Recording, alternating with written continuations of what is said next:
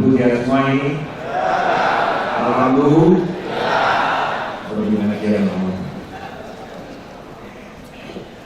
Baik, yang tentunya kami berterima kasih yang kami hormati Bapak dan maupun Bapak Keluarga selaku Direktur PT BUMR Panganan dari Sukabumi. Baik, untuk itu waktu tempat pertama kali kami sampaikan kepada Pak Momon untuk menyampaikan paparannya. Kira-kira dalam waktu 20 menit kurang lebih Bapak, kemudian nanti disampaikan Pak Kalso. Untuk itu waktu tempat kami persilakan. Baik, terima kasih. Assalamualaikum warahmatullahi wabarakatuh. Yang terhormat Kadis Provinsi, dalam hal ini diwakili oleh Pak Haduli, ibu-ibu Kadis Kabupaten yang cantik-cantik, kebetulan berempat ini, ibu ini. Ada lagi ya, terus bapak-bapak Kadis yang ganteng-ganteng, tapi yang terutama kepada para penyuluh yang selalu semangat. Ya. Bapak Ibu sekalian, saya sebetulnya kalau berbicara penyuluhan, ini sebagian besar sudah pernah mendengar ya. Artinya waktu acara dengan Pak Gubernur di Grobogan, secara garis besar sudah saya sampaikan. Tapi nanti ada penguatan-penguatannya. Lanjut. Kalau kita berbicara penyuluhan, tentunya ada beberapa variabel utama yang perlu kita cermati. Variabel pertama yang perlu kita perhatikan adalah terkait dengan pelembagaan penyuluhan. Variabel kedua yang perlu kita cermati adalah masalah ketenagaan penyuluhan. Variabel ketiga yang kita perlu cermati lagi adalah kelembagaan petani, termasuk ada Pak Luarso ini dalam rangka membicarakan kelembagaan petani dan kelembagaan ekonomi petani. Dari variabel tersebut baru kita berbicara bagaimana penyelenggaraan penyuluhan, bagaimana dukungan pembiayaan sarana dan prasarana penyuluhan. Lanjut ya. Ini poin-poin yang ingin saya katakan kalau kita cermati Undang-Undang Nomor 16. Lanjut. Ini juga pernah saya sampaikan. Seharusnya kalau kita berbicara kelembagaan penyuluhan, karena ada Undang-Undang Nomor 23 tahun 2013 dan turunannya, saya menganggap kelembagaan penyuluhan di tingkat provinsi maupun di tingkat kabupaten ikuti saja aturan yang ada. Nah, saya hanya mengajak untuk memperkuat penyuluhan, jalan satu-satunya yang masih bisa saya harapkan, yang masih bisa kita sama-sama tumbuhkan. Saya juga nanti minta dukungan para kepala dinas adalah bagaimana memperkuat kelembagaan penyuluhan di tingkat kecamatan dan desa. Bagaimana memperkuat balai penyuluhan di tingkat kecamatan dan pos penyuluhan desa kelurahan di tingkat WKPP. Nah, ini saya mengajak Bu Kadis, Pak Kadis ya. Saya tidak mau memperdebatkan lagi kelembagaan penyuluhan di tingkat provinsi, di tingkat kabupaten, tapi mohon dengan sangat pada kesempatan yang berbahagia ini, tolong mari kita bersama-sama perkuat kelembagaan penyuluhan di tingkat kecamatan dan di desa. Setuju tidak Pak Penyuluh?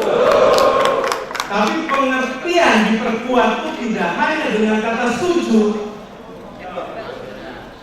Kelembagaan akan jalan kalau ada anggaran, ada sarana prasarana.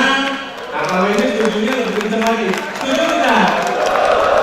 Nah, ini saya sebagai kepala badan, selama ada struktur anggaran yang memungkinkan, saya akan optimalkan supaya balai penyuluhan dinamis. Saya optimalkan supaya penyuluhan di tingkat desa melalui wilayah kerja penyuluh pertanian jalan secara optimal. Oleh karena itu, di tingkat provinsi, di tingkat kabupaten, mohon sama-sama dukung memperkuat kelembagaan penyuluhan di tingkat kecamatan dan di tingkat desa. Baik, lanjut. Lanjut saja, ya 20 menit. Lanjut ya. Lanjut. Bapak Ibu sekalian, saya menyadari betul sebagai orang Kementerian Pertanian, sekarang surat edaran dari Menteri Pertanian, surat edaran dari Sekjen, apalagi dari Kepala Badan terkait dengan penguatan kelembagaan, mohon maaf, di kabupaten kota sekarang nggak mempan. Padahal aturan surat edaran dari Menteri udah jelas seperti apa balai penyuluhan. Betul, Bapak sekalian.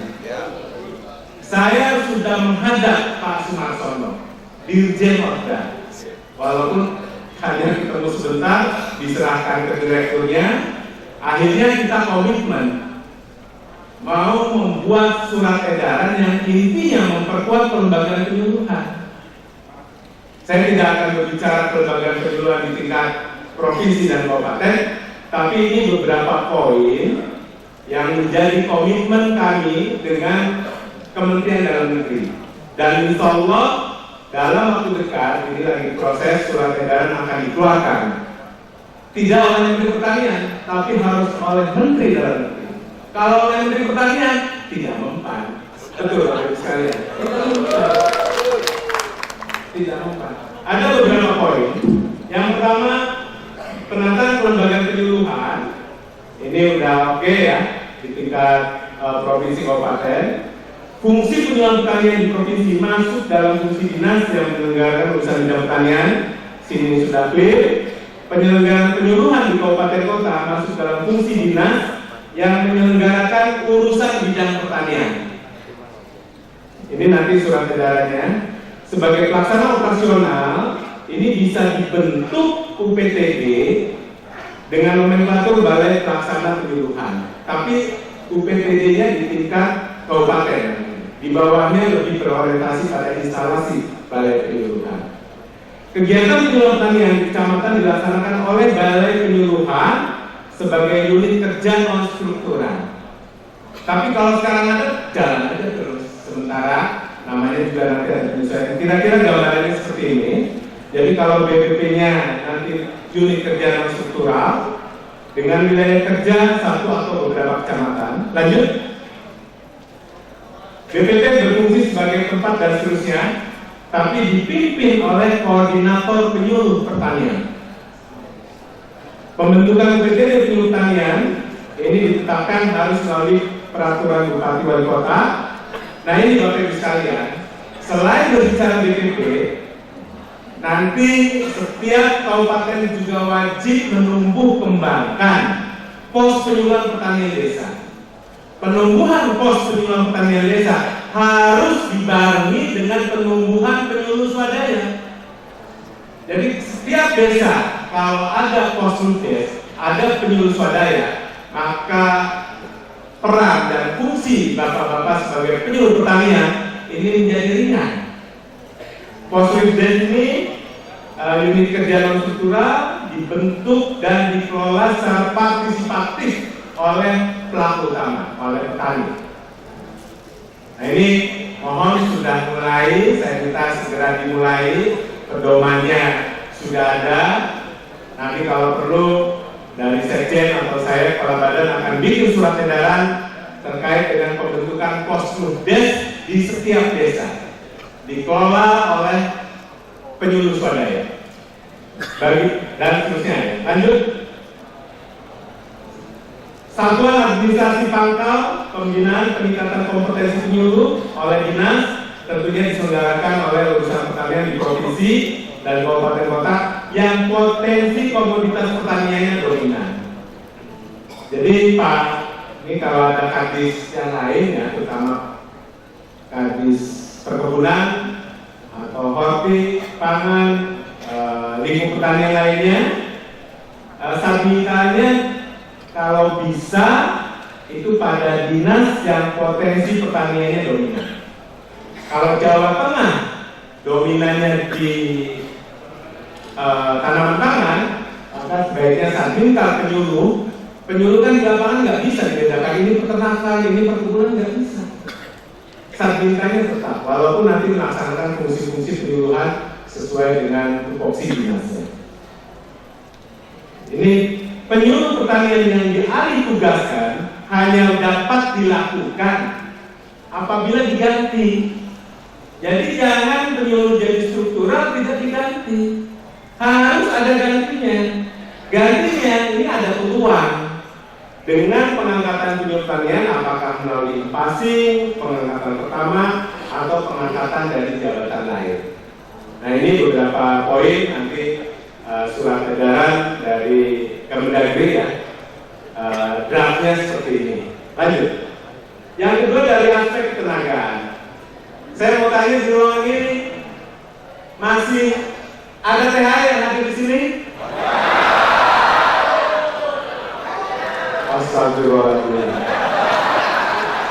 Ternyata di ruangan ini lebih banyak THR daripada PNS ya. Ini indikasi jangan-jangan di lapangan yang banyak mengawal petani di lapangan di Jawa Tengah lebih banyak THR daripada PNS. Saya ngomong jangan-jangan loh. Oh betul ya. Saya mau nanya yang PNS, betul tidak? Oh betul. Kalau betul, saya tambah semangat untuk memperjuangkan.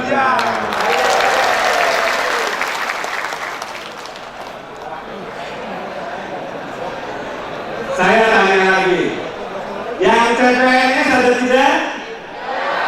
Coba tulang CPNS. Oh enggak ada. Mana yang CPNS? Saya minta yang CPNS berdiri. Saya sarankan gaji pertama potong kambing, ajak teman-teman THR di BPP.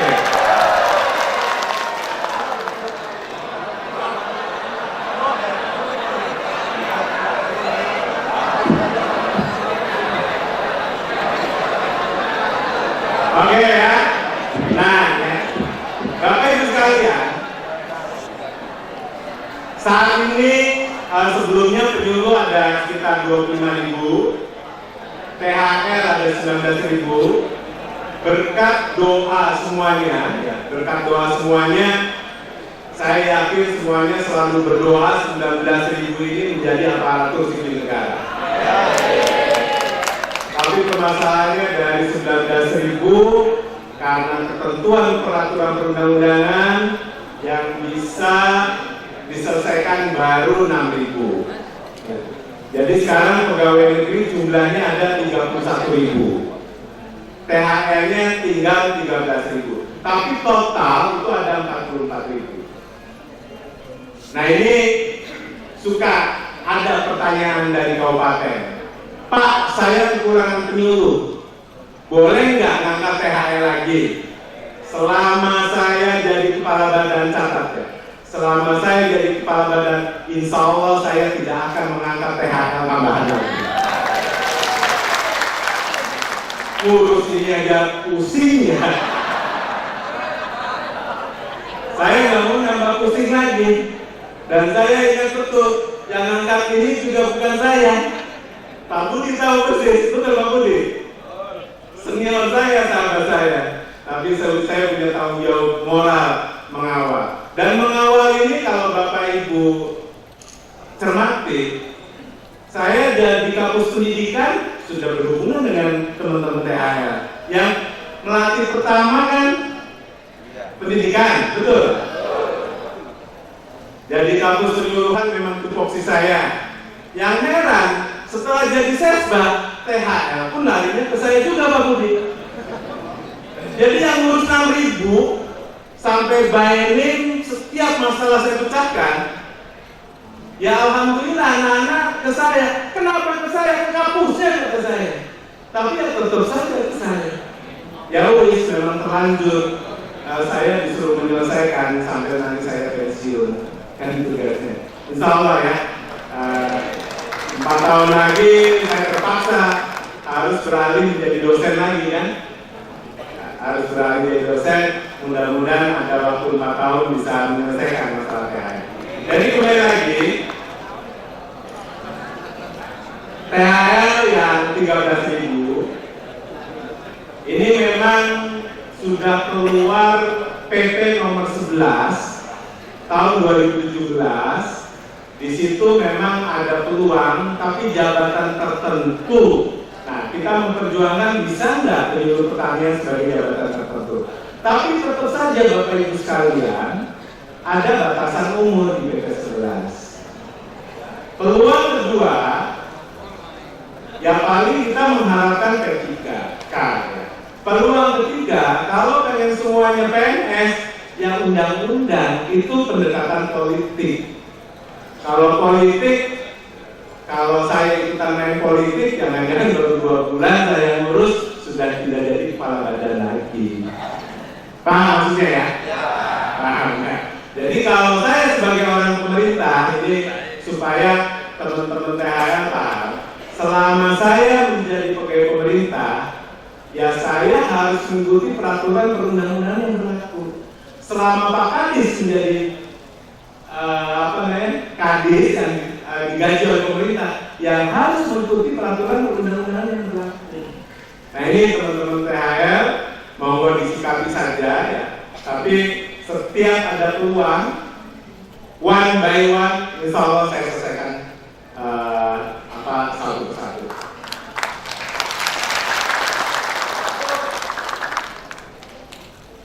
Tentunya sesuai dengan ketentuan peraturan perundang-undangan yang berlaku. Nah, dari jumlah penyuluh tadi PNS sama THR 44.000, desa potensi pertanian ada 72.000. Nah, saya tidak akan mengangkat THR lagi, tapi saya menganjurkan untuk ada pengangkatan terkait dengan penyuluh pertanian melalui PNS. Strateginya gimana? Nanti apakah itu P3, apa itu PNS, tetap yang mengajukan tidak boleh Kementerian Pertanian. Tetap yang mengajukan adalah BKD setempat. Jadi Bapak Ibu sekalian, yang kemarin diangkat 6.000 jadi CPNS, Kementerian Pertanian itu hanya fasilitasi. Saya undang semua BKD, saya paksa Kabupaten A harus diisi karena yang bisa membutuhkan BKD. Formasi penyuluh itu yang bisa teman-teman BKD. BKD masing-masing kabupaten. Jadi kalau Bapak Ibu perlu penyuluh, tolong koordinasi dengan pembina pegawai daerah, Pak Bupati, yang usulkan BKD melalui formasi penyuluh. Nah, saya kalau nanti P3 atau ada PNS, saya panggil lagi semua BKD, saya paksa suruh ngisi lagi. Tapi kalau BKD-nya nggak mau ngisi, ya Bapak Ibu tetap nggak bisa diangkat. Nanti maksud saya, Bapak Ibu nggak bisa diangkat. Makanya THR kasarnya begini, saya butuh sama BKN, saya butuh sama Menpan, sekarang saya butuh sama Kementerian Dalam Negeri. Apapun saya akan ngangkat. Selama bisa memperjuangkan untuk penyuluhan dan untuk penyuluh. Ya THR pun sama. Kalau tidak baik-baik sama kepala dinas, tidak baik-baik sama BKD, ada 1-2 yang rekomendasi saja tidak keluar. Tapi bukan di Jawa Tengah, insya Allah. Jadi ada kasus, bahkan pengumuman sudah, bupatinya tidak mau mengumumkan gara-gara ada masalah-masalah pribadi, gitu kan. Jadi ini yang kembali lagi, nanti kalau Bapak Ibu Kadis butuh tambahan penyuluh, koordinasi dengan BKD, usulkan formasi penyuluh, nanti saya di Jakarta yang akan memperjuangkan formasi secara nasional.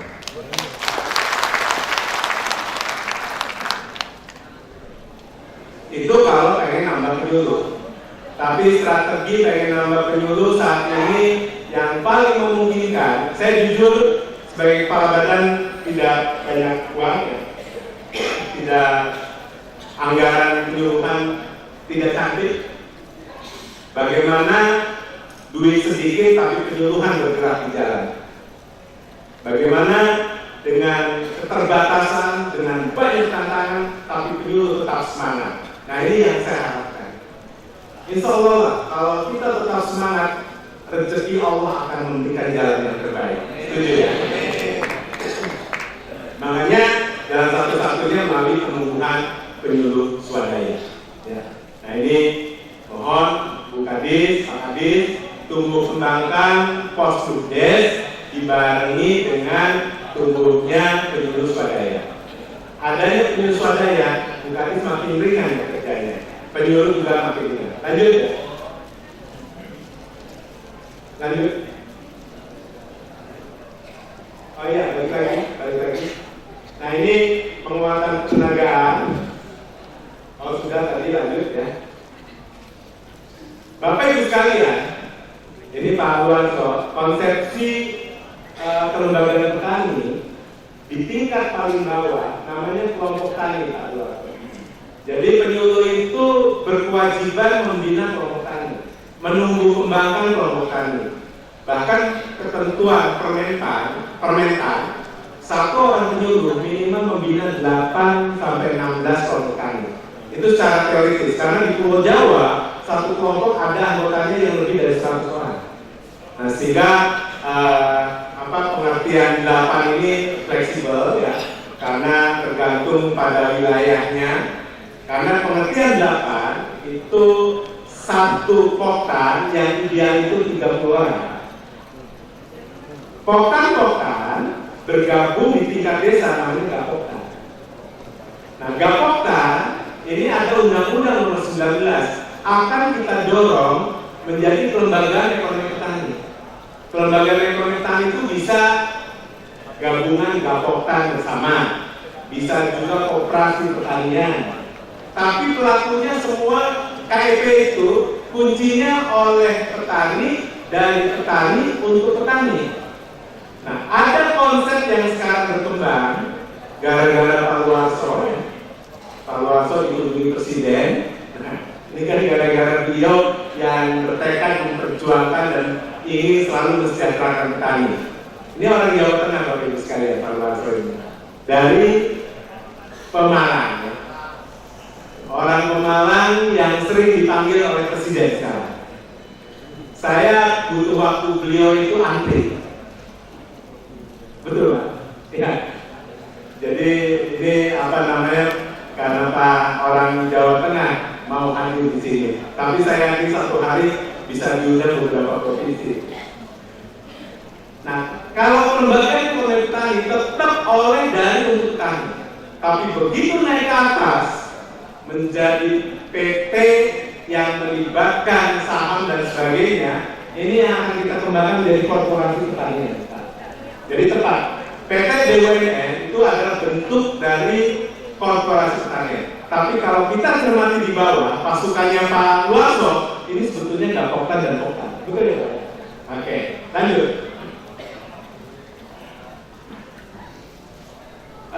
Bapak Ibu sekalian, berbicara kelembagaan ekonomi petani, saya berharap banyak ya, para penyuluh dalam satu wilayah bisa menggabungkan beberapa Gapoktan dengan luasan misalnya satu kecamatan minimal kalau 8 penyuluh, 8 poktan, 1 poktan 25 hektar, 1 penyuluh 200, 8 poktan berarti sekitar 1.600 sampai 3.200 hektar. Kalau padi, ini sudah skala ekonomi. Ya.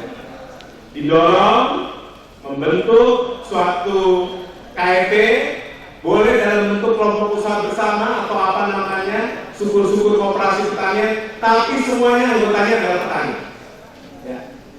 Kita fasilitasi, kita pembentukannya oleh para penyuluh, kemudian juga tingkatkan jejaring usaha dengan sumber permodalan, sumber sarana produksi pertanian, dengan sumber-sumber asintan, juga dengan perbankan, asuransi. Tapi yang lebih penting, kalau membentuk KEP, lebih dikaitkan bermitra dengan sumber-sumber jaminan pasar. Nah, Pak Luarso bisa hidup, bisa besar, karena jaminan pasarnya sudah kuat, ya kan? Produk yang dihasilkan Paluaso sudah bisa direlevan. Nah ini kalau penyuluh bisa membangun kelembagaan ekonomi tani ini sampai dengan bermitra dengan jaminan pasar, ini bisa lebih clear. Lanjut. Apa itu korporasi tani? Nanti akan dipertajam oleh Paluaso.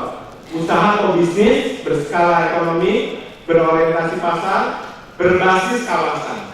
Kalau tidak berbasis kawasan, ya tidak kena.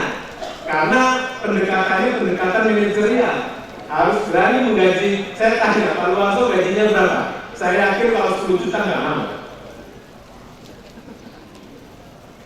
Bapak owner atau direktur utama? Oh, kalau owner berarti yang menggaji orang. Tapi pasti orang pertama Bapak digaji lebih dari 10 juta. Bayangkan, gajinya 75 juta untuk di bawahnya Pak Paluaso. Tapi kita harus bangun itu. Kita harus bangun karena dengan korporasi menjadi lebih efisien dan untung lebih banyak.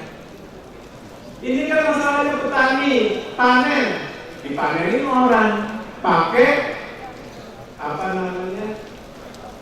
Bukan sapi, maksud saya panennya dengan artinya kemudian dengan tebasan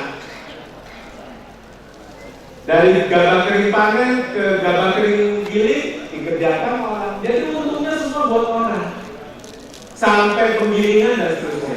Nah dengan korporasi petani satu sistem dari hulu sampai hilir dalam satu manajemen itu pasti akan menemukan efisiensi yang luar biasa. Betul Pak? Dan saya yakin keuntungan itu diperoleh dari efisiensi. Dan membelinya ke petani, Bapak bisa jauh lebih mahal kan? Tidak membeli karena bagian dari korporasi petani. Jadi harus dalam bentuk kawasan. Itu hitungan kami dengan BUMN itu 4.000, tapi Paluaso 1.000 hektar sudah bagus, sudah jalan. Ya. Dengan melibatkan kelompok besar petani. Kalau berbicara korporasi, jumlah petaninya jangan 20, 100, harus ribuan. Ini luar biasa ini. Sebetulnya kalau Jawa Tengah, saya lagi identifikasi nanti bina usaha ya. Yang ada kita perkuat saja. Saya bantu apa pembiayaannya. Sebetulnya waktu di Boyolali ya, ada Pak Supandi atau Pak Bambang ya. Dari Boyolali ada yang hadir. Saya pernah cerita ini 4 bulan yang lalu. Cuman baru tugas di Boyolali sebulan udah pindah ke Kalimantan Barat saya. Oke lanjut. Nah ini kelembagaan korporasi yang akan dibangun oleh teman-teman BUMN, akan uji coba sementara di Jawa Barat di 8 titik. Ada komponen petani, poktan, dan gabungan bersama. Ini kelembagaan ekonomi petani. Jadi Bapak Ibu sekalian, ini yang petani, poktan, koperasi tani, gapoktan itu maksud saya itu yang kelembagaan ekonomi petani. Ini yang harus dikuasai oleh petani. Kemudian di desa nanti ada BUMDes menjadi BUMDes bersama. Nah ini konsep BUMN nanti 49% Pak. 51% ini akan dianggarkan oleh teman-teman BUMN. BUMN itu ada 11 BUMN yang akan menerapkan kelembagaan korporasi pertanian. Tapi Bapak Ibu sekalian, tugas para penyuluh, ya, terutama tugas Pak Adul ini, bagaimana memperkuat poktan menjadi kelembagaan ekonomi petani. Karena kalau di sini tidak kuat, kita menanam saham mungkin 49%. Ini saya masih pelajari 49% saham petani itu seperti apa. Nanti model BUMN seperti apa. Ya. Ini masih dalam penggodokan. Lanjut saja. Dan lanjut saja ya. Lanjut. sekalian, saya pernah menyampaikan, saya pengen semua kegiatan fokusnya di balai penyuluhan. Latihan, insya Allah ya, latihan yang semula harus di balai pelatihan, saya geret ke balai penyuluhan. Kalau balai penyuluhan nggak siap, bisa ke PMKes. Teman-teman perguruan tinggi pengen KKN, pengen nyusun karya ilmiah, pengen apa? Saya pengen harus lewat balai penyuluhan. Teman-teman Iqbal, ada BPTP di sini. BPTP ya, kalau melakukan diseminasi teknologi, wajib hukumnya harus lewat balai penyuluhan. Jadi semua latihan, perguruan tinggi, karena tidak mungkin para penyuluh melakukan penyuluhan sendiri. Kalau perlu pihak swasta yang namanya itu swasta melakukan penyuluhan harus lewat balai penyuluhan. Saya menggeret pelatihan dari balai pelatihan ke BPP ini tidak mudah, tidak mudah. Tapi karena kepala badan jadi bisa. Nanti latihan di matematik saya udah pernah uji coba 2016 berhasil, tapi 2017 nggak dapat duitnya. 2018 saya paksa, saya kurangi anggaran di diklat di balai-balai, saya tarik menjadi diklat matematik. Alhamdulillah, insya Allah tahun depan ada 10.000 penyuluh dan petani bisa dilatih di balai penyuluhan. Jadi siap-siap saja. Bahkan APBNP nanti juga latihannya on the job training, betul Bapak Ibu sekalian, yang dapat program APBNP, terutama yang kedelai ya, yang kedelai kalau Jawa Tengah spesifik Grobogan. Jadi balai latihan lari ke balai penyuluhan, teman-teman litbang ke balai penyuluhan, nanti pribadi ke balai penyuluhan. Kalau balai penyuluhan bergerak, itu indikator bahwa penyuluhan di kecamatan itu bergerak. Betul tidak? Betul. Nah, saya pengen pusat, provinsi, dinas, tolong gempur ini balai penyuluhan dengan anggaran, dengan sarana-prasarana. Kalau saya ngomong gini saja nggak didukung anggaran, tidak jalan juga. Nggak tahu pernyataan saya benar atau benar? Oke ya. Nah di sini Bapak Ibu sekalian, penyuluh PNS maupun penyuluh swadaya ini harus melakukan pembinaan pada program-program strategis. Dan hati-hati Bapak Ibu sekalian, kalau berbicara penyuluhan, jangan indikatornya pengetahuan, keterampilan, sikap sudah nggak laku. Saya cerita ke Pak Menteri awal itu dimarahin, apa itu pengetahuan? Gimana ngukurnya? Jadi oke lah, tetap pengetahuan keterampilan sikap. Sekarang Bapak Ibu sekalian, dalam mengevaluasi yang dibutuhkan outcome, berapa peningkatan produksinya, produktivitasnya, bahkan sekarang ukurannya berapa LTT-nya. Tepuk tangan dulu dong. Dan bantu Bu Kadis dan Pak Kadis, karena Bu Kadis Pak Kadis setiap sore, setiap malam pasti ditegur Pak Dirjen Hortikultura. Dulu saya yang suka tegur, sekarang saya tegurnya di Kalimantan Barat dulu. Tapi saya tidak boleh meninggalkan Jawa Tengah. Sergap, saya ditugaskan lagi Jawa Tengah gitu kan. Memang tidak boleh jauh dari Jawa Tengah rupanya saya ya. Lanjut ya, senang ya. Jadi Bapak Ibu sekalian, LTT, tapi jangan lupa kalau berbicara penyuluh, LTT penting. Luas panen juga perlu diidentifikasi. Produksi juga harus. Profitas. Profitas itu indikasi bahwa transfer teknologi dari petani, dari penyuluh itu jalan. Jadi jangan melupakan. LTT-nya wajib, tapi profitasnya jangan dilupakan. Justru sebetulnya kalau dulu memang Bapak Ibu lebih banyak profitasnya, betul? Ya. Profitas. Hanya saya ingin mengingatkan, militansi penyuluh di mana sih? militansi penyuluhan adalah di kesejahteraan petani. Bisa teman saya? Ya. Kedaulatan pangan wajib, tapi bagi penyuluh lebih wajib lagi mensejahterakan petani. Makanya bagaimana kedaulatan pangan tercapai, petani sejahtera. Nah itu militansi penyuluh. Jangan lupa, ingat LTT, ingat profitas, ingat produksi, tapi ingat kesejahteraan petani. Bantu petani sampai eco-farm, ya. Lanjut. Kayaknya udah cukup ya, 20 menit lebih. Oke, nanti kita diskusi aja. Terima kasih. Assalamualaikum warahmatullahi wabarakatuh. Assalamualaikum warahmatullahi wabarakatuh. Alhamdulillah wa syukurillah wassalatu wassalamu ala asyrofil mursalin sayyidina wa maulana Muhammadin wa ala alihi wa sahbihi ajmain. Amma ba'du, Bapak Kepala Badan yang saya hormati, Bapak Gubernur yang diwakili oleh pemilih yang saya hormati, rekan-rekan pemilih dan kepala dinas yang saya hormati. Alhamdulillah saya bisa diundang dan hadir di tengah-tengah teman-teman penyuluh. Sebetulnya kalau di aku PHK itu saya anggotanya. Jadi saya tahu persis keluhan apapun.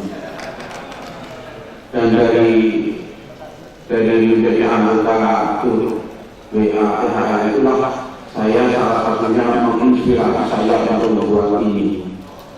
Jadi ini sebetulnya program yang tumbuh berkembang dari keluh kesah teman-teman THL.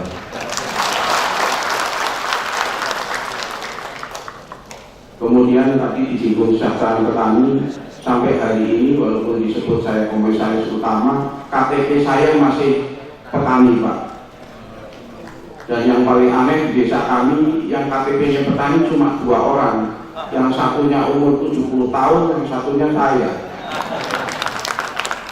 Saya nggak tahu ini bangsa ini ada hal yang aneh. Jadi kayaknya istilah petani dan penyuluh itu kok akan berkibar saat menjelang pemilu.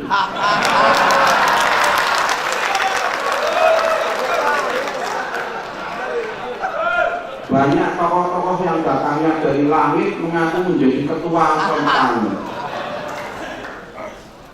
Itu saya sangat melihat kayak panggung sandiwara saja. Karena selama saya jadi petani itu belum pernah itu didatangi beliau itu. Tapi ya udahlah, namanya juga nasib ya. Bapak Ibu hadirin dan hadirat, hadirin itu di dalam ya. Kalau hadirat di luar. Nah, ini di dalam, Allah di luar.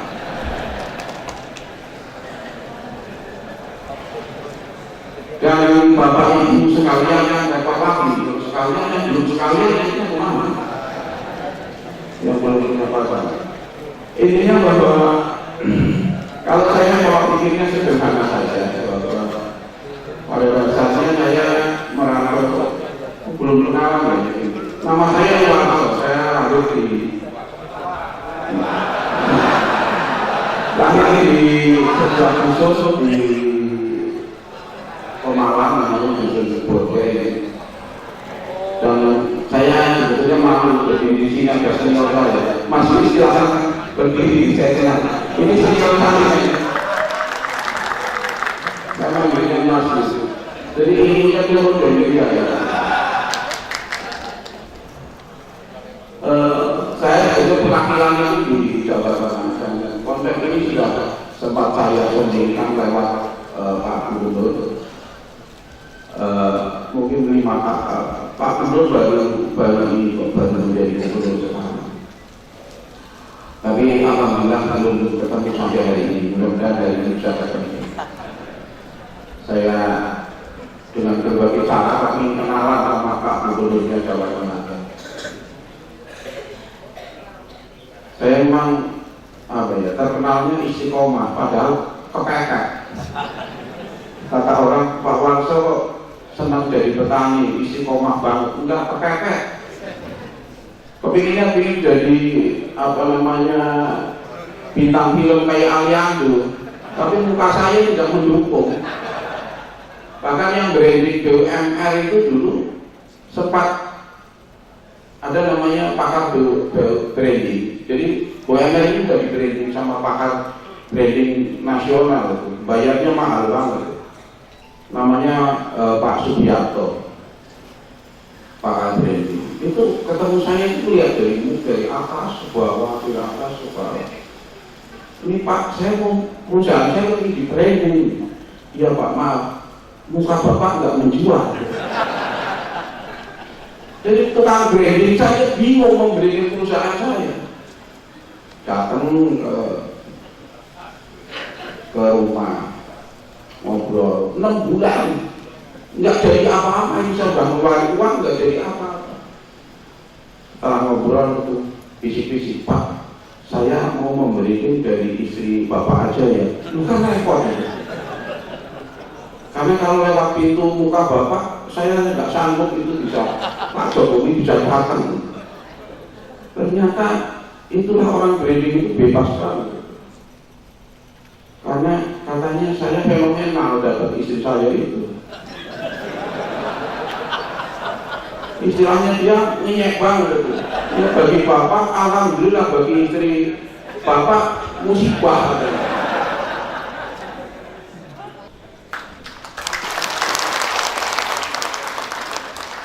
Terima kasih. Jadi ini petani yang dalam sejarah Indonesia yang ikut rapat kabinet pertama selama ada Indonesia. Jadi satu-satunya yang non kabinet ikut rapat. Dan ternyata di situ bukan belantara, benar. Saya baru tahu. Masya Allah, luar biasa. Ini cerita sedikit, masalah yang lain nggak penting menurut saya.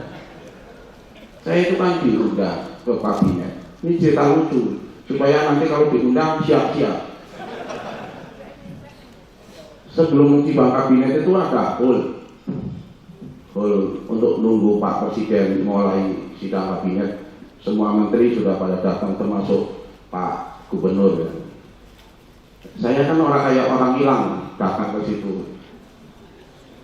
Saya pertama ditanya sama wartawan, Pak Warso ya, iya. Pak Warso diajak rapat terbatas, iya. Sama siapa Pak? Sendirian. Komentarnya bahkan waninan itu Pak Warso. Saya jalan aja. Setelah datang ke situ, para menteri itu sudah banyak yang datang, duduk gitu. Udah pada makan paketan gitu ya. Saya dari Sukabumi kan jam 3 itu, belum sempat sarapan, wetengnya oleh banget. Saya tengok-tengok itu tempat suguhannya di mana nggak tahu saya. Yang lain udah pada minum, kayaknya enak banget lapar. Habis itu saya bisik-bisik, saya kan dekat sama Pak Menteri Koperasi. Pak Menteri itu ngambil makanan di mana? Pak Warso belum dapat, iya. Pak Menteri ngambil di mana? Ya diambil ajudannya. Ya, saya nggak punya ajudan, Pak. Pantesan saya kapiran.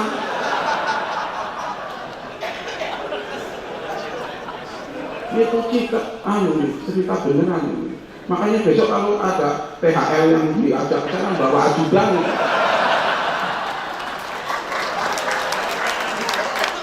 Kapiran itu. Iya. Tanya lagi habis itu. Pak Menko, Pak Warso sama siapa? Sendiri. Wah, kendelamat Pak Warso. Bapak ngajak siapa? Saya 8 orang Pak. Pak Warso, berkasnya mana? Saya modalnya flashdisk. Saya pikiran saya ngayem-ngayemi awal itu. Loh, saya petani kalau buat modal begitu ya wajar saja. Kalau salah kan saya nggak apa-apa, petani kok bebas. Kalau menteri nggak boleh salah, apalagi Pak Kepala Badan. Saya ngomong di sini bebas.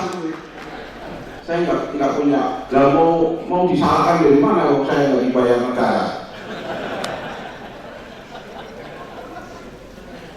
Oke. Jadi ada pertanyaan yang sangat mendasar, Pak Jokowi. Apa yang bisa saya bantu? Saya bingung kan, karena saya tidak pernah ditanya orang seperti itu. Biasanya nyalahin melulu. Wah, Pak Wasoma gagal, Pak Wasoma gitu. Ini ada orang namanya Jokowi nanya, apa yang bisa saya bantu Pak Wasoma? Bingung. Perasaan saya nggak butuh apa-apa. Mau butuh sebenarnya butuhnya tambah istri tapi nggak berani ngomong.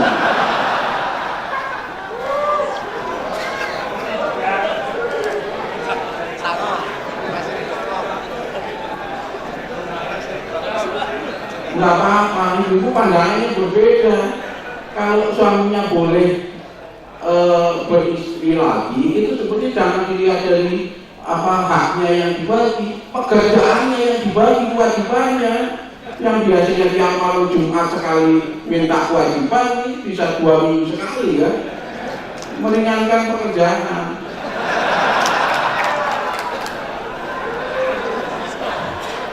Iya Bu, tapi aslinya sih semua bikin semua Bu, cuma nggak berani, keinginan mas sama, semua wangi kok semua wangi. Jadi pada saat itu memang saya butuh dukungan saja Pak. Saya memang tidak mau ini diberi, karena prinsip saya sudah pernah ngomong sama Mas, saya malu Mas saya. Prinsip saya itu kalau diberi itu dapat berkahnya cuma 2,5%. Tahan di bawah itu.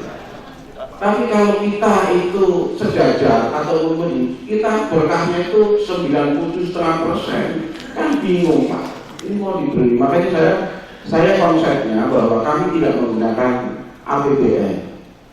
Nah, yang agak sedikit, ya tadi karena saya orang THL, jadi saya pilih THL itu. Jadi kalau tadi banyak program itu kayak lilin terhadap teman-teman THL itu. Petaninya sejahtera, lah yang ini yang sejahtera kan nggak dipikirin.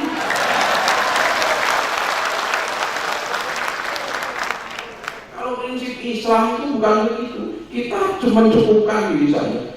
Padahal sering diingetin itu kalau naik pesawat, saya pernah naik pesawat, diingetin kalau mau menolong anaknya itu dirinya sendiri dulu pakai oksigen, baru anaknya pakai oksigen. Ini enggak, ya kafiran.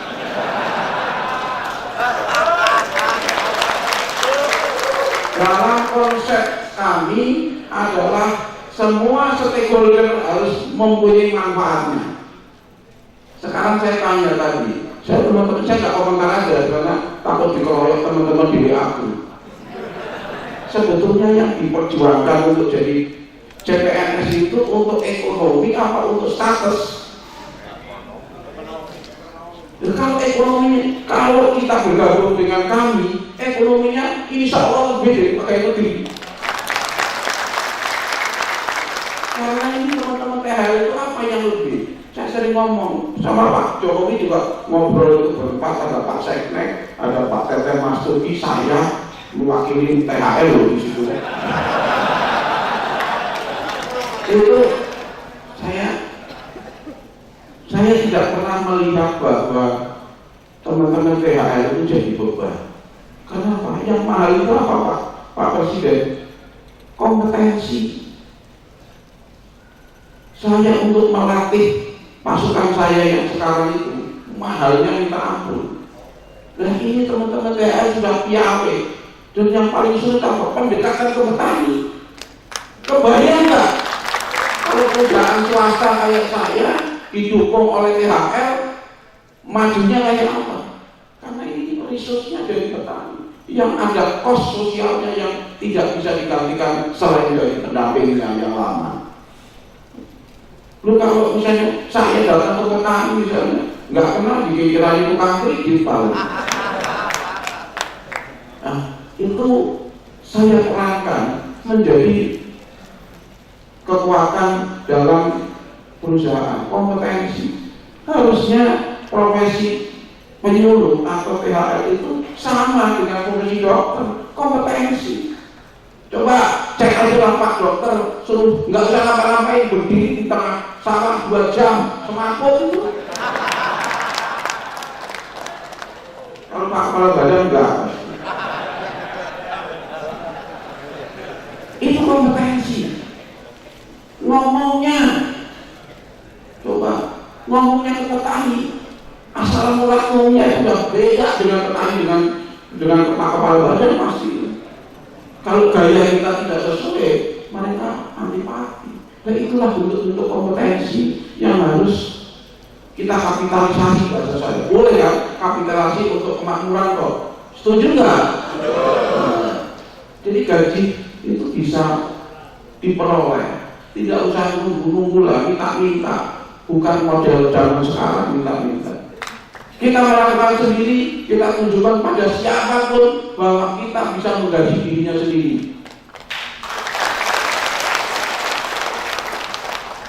Sistem sudah ada. Best practice tadi Pak Presidennya saja sudah ngomong mengkopi dan komandannya Luarso mau nurut ke siapa?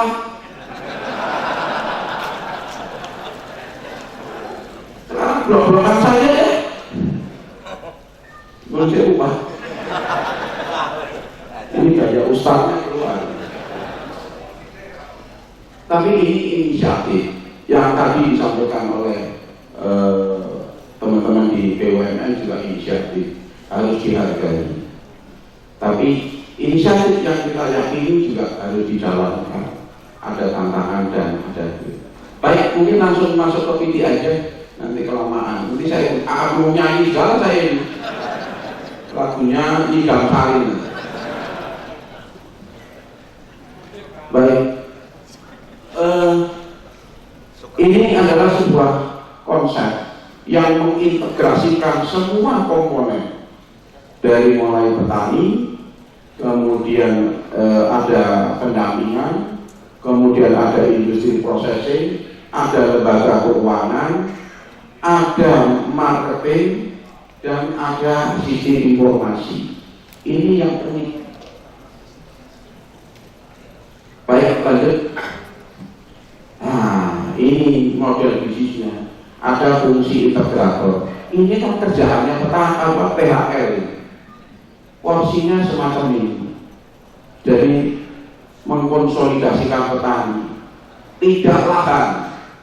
Jadi kalau di tempat kami ada orang yang kepingin dari petani saja sudah kami biayai, nggak usah nunjukin lahannya. Tapi kalau yang nunjukin lahannya, tapi kapalnya mulus, saya tolak. Nggak punya kompetensi gimana? Karena bisnis itu 90% ditentukan oleh kompetensi. Jadi walaupun petani harus kompetensinya menjadi petani, jangan dipaksain orang ahlinya omong-omong disuruh jadi pendamping atau sebagai penyuluh, ya nggak bisa. Nanti petaninya diajak, hidup dulu.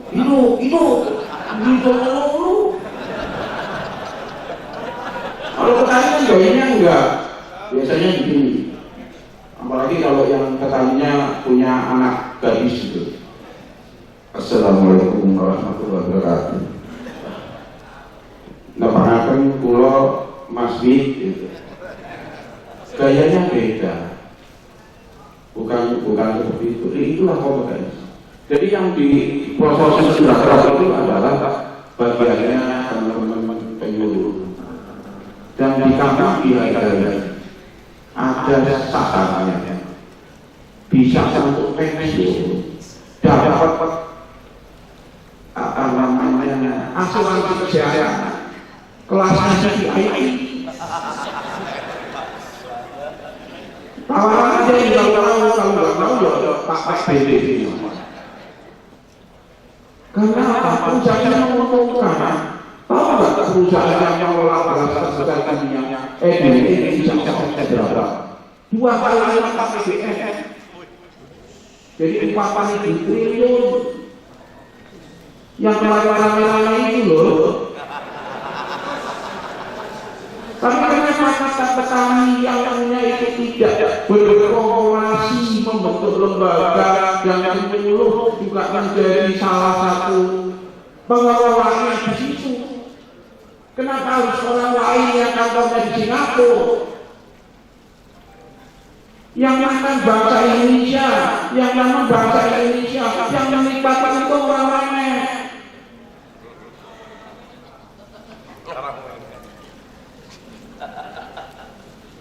Saya menyampaikan kalau ini tidak dilaksanakan itu saya tidak. Karena ini ada keberdomaan kita tidak. Kenapa tidak mau menggunakan teknologi informasi lagi? Karena dibikin apalan sehingga presiden bingung kapan rakyat saya menang, kapan rakyat saya menang, tidak tahu. Di sosial media ini chaos. Kurang biasa. Ini terjadi peningkatan sekian metodologinya panjang. Gimana caranya? Impor. Iya. Impor. Tidak tetangga bapak namanya.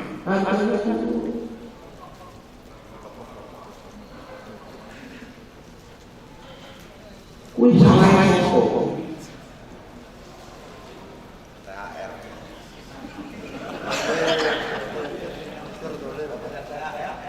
Kalau kita semua stakeholder tidak merubah ini saja, tidak akan tercapai. Bisa sesuai dengan keinginan pemerintah 2 juta ton, 1 juta ton, 1 juta ton saja. Tapi begitu kalau tidak ada belum pemahami kalau banyak masih. Karena tadi tidak timbulkan siapa. Ini kan ada tangannya. Ini juga penampilan sekali. Karena kita mau subsidi itu kenapa lagi? Karena yang perlu disubsidi Pak Prabowo mati, bukan petani, bukan kaya. Yang berhak menerima subsidi adalah Pak Prabowo mati itu pengusaha. Jangan saya. Kalau yang lain kita nyalakan Rasul SAW yang berhak. Karena kita bukan pemerintah kita masih punya semangat, masih punya tenaga, masih bisa bekerja. Tidak ada yang untuk menerima subsidi. Sehingga ada peribahasa subsidi datang terus, programnya tidak baik-baik. Sebetulnya tidak berkah.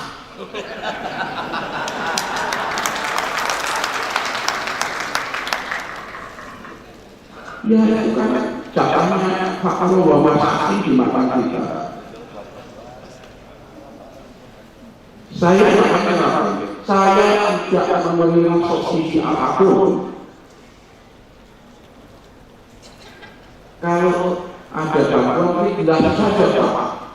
Bagaimana teman-teman saya? Jadi yang salah apa? Pikirannya coba ngomong kayak gini, teman-teman saya juga. Saya ini teman-teman saya yang seperti saya di daerah itu mendirikan itu, tapi tidak usah 25 tahun saja. 1 tahun ini dikasih referensi itu bisa pinjam juga. Itu tugasnya Jokowi katanya. Loh, saya ambil Pak Bapak. Saya senang kalau tidak minta APBN, ya setuju Pak Bapak. Pertanyaannya, kira-kira hambatan apa ya Pak? Saya tidak satu Pak, sumber daya manusia. Mau nggak tunggu Bapak yang kalau kita selama berubah, Wong ada yang dijual, kenapa dibayar? Kan nggak ada di dalam. Ya kan? PP yang mau itu nggak pernah itu kasih apa-apa gratis, nggak disubsidi. Itu omsetnya bisa buat makan gitu. Kenapa kita nggak bisa? Harus bisa. Jadi keuntungannya bisa dibagi, sahamnya bisa dibagi. Ya terserah di masing-masing. Beliau kan menurut saya tahun ini bikin 65, masing-masing saja. Baik, lanjut.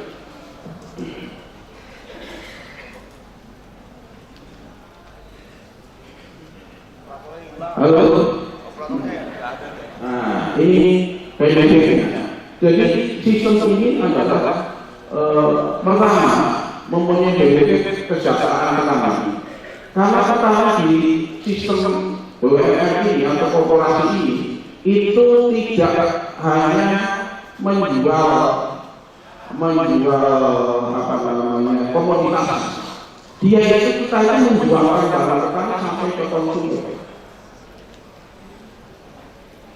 Ada juga pemasukan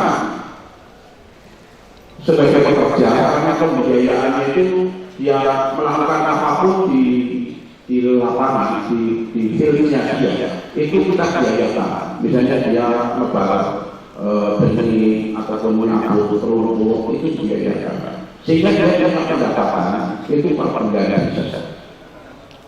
Yang kedua, dia sebagai petani itu sendiri bagi hasilnya itu bukan dari korporasi itu minta bagian sekian persen juga. Itu selisih dari nilai bapak menjadi nilai dikurangi dengan berapa pinjamnya selama produksi. Ini DP saja, bukan hasil. Setelah dari keuntungan korporat dibagi ke pertama. Setelah dikurangi ongkos untuk THR. THR barang menjadi anggota korporasi sehingga anaknya itu punya warisan. Jangan sampai orang tuanya sudah berdarah-darah membuat sistem ini, anaknya kafiran. Gimana mau mendoakan kalau orang tuanya juga nggak meninggalkan sesuatu yang membuat dia itu bisa istiqomah. Ya, rezeki kita juga atas doa. Salah satunya doa istri. Makanya kalau rezekinya lebih banyak, rezekinya ditambah.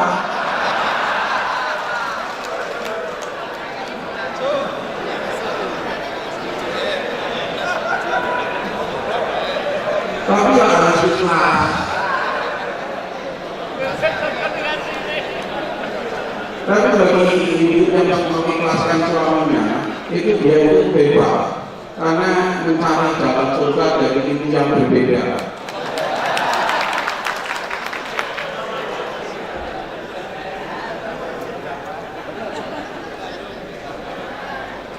Itu kesadaran petani. Terus petani juga ada namanya asuransi yang kita kumpulkan sendiri dan kita kelola sendiri. Jadi petani yang secara provider itu dia apa namanya ada gagal, bukan karena kelalaian, orang sendiri utang. Kalau petani kadang-kadang wes gagal, untungnya utang, sakit banget. Di sistem kami tidak. Selama dia sungguh-sungguh mengikuti SOP kita dan ada provider orang sambutan asal dengan berpaling ini tak bayar mana. Dan lembaga ini yang akan dibayar 0%, tidak ada persen-persenan. Makanya di beras saya itu dideklar beras pertama kali di dunia yang mensertifikasi beras yang bebas hijau. Tidak ada di Bapak. Saya kemarin ketemu sama pimpinan Pondok Pesantren seluruh Jawa Barat. saya yang mengatakan siapa yang iman kepada Allah masuk semua. Terus siapa yang tidak meninggalkan juga kayak ini.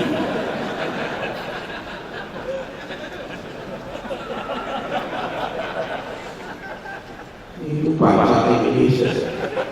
Iya itu. Tapi kalau THR saya yakin, kalau saya ngomong itu pasti akan terjadi. Mau riba dari mana, Pak? Iya, tadi bapak harus sekolah. Waktu orang apa? Saya juga punya kisah khusus di tentang bapak. Saya dengan petani yang kadang-kadang sok gaya, kumpulnya sama orang laki, gitu. Saya ngobrol sama namanya dulu bapak, yang sekarang di Cina itu bapak itu ngomong amal. Oh bapak saudara, anggota kaki ya. Bapak usahanya apa? Saya petani bapak itu. Maaf pak, petani kalau di bapak kami petani bagi PT. Sekarang tanya pokok. Ini gila-gila apa jadi petani? Nah itu sama. Jadi kalau tidak riba karena kepepet ya itu. Baik lanjut. Ini dokumennya. Jadi kita coba akan difasilitasi sebuah konsorsium bank. Aku jawab itu lewat dari. Aku jawab 15 triliun rupiah untuk kita semua. Tepuk tangan ya. Bukan untuk saya tidak perlu.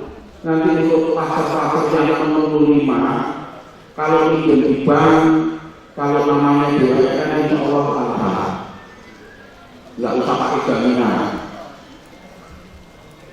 Lompat kejadian yang datang ke saya dan anaknya, saya minta dong.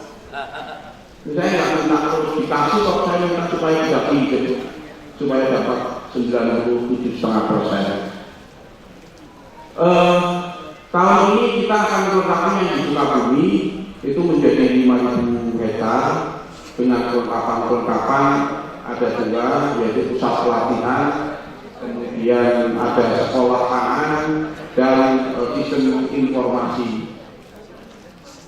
Jadi sistem informasi ternyata mahal. Saya cover oleh keuntungan saya dari jual jedok kayaknya nggak cukup. Karena dibutuhkan 5.000 US dollar untuk bikin sistem informasi yang ideal seperti yang kita inginkan. Kemudian tahun 2019 diharapkan sudah ada 65 titik yang akan kita bangun. Terserah Jawa Tengah mau ngambil berapa. Kemarin Pak itu bisik-bisik minta 5 Pak. Oke, saya bilang gitu. Oh mintanya 35. Tapi mungkin biar kebagian lah provinsi lain. Karena saya sebetulnya dulu memang ini saya cerita ya, tapi jangan ngomong-ngomong sama THL. Saya itu kan dalam rangka belajar itu keliling Pak seluruh Indonesia. Bahkan mungkin Pak Kepala Badan juga belum pernah menyentuh di daerah namanya Kisar sama Wetar Pak. Ikutnya Kabupaten Sulawesi Barat Daya. Ketemu THL, anehnya itu. Saya kemana-mana ketemu THL bosen. Sekali-kali ketemu bintang India sama sih yang cantik gitu. Saya senangnya India Pak. Saya nggak tahu karena bokongnya gede kali ya. Jadi wong lanang itu seneng bokongnya, seneng ngarepe bokong.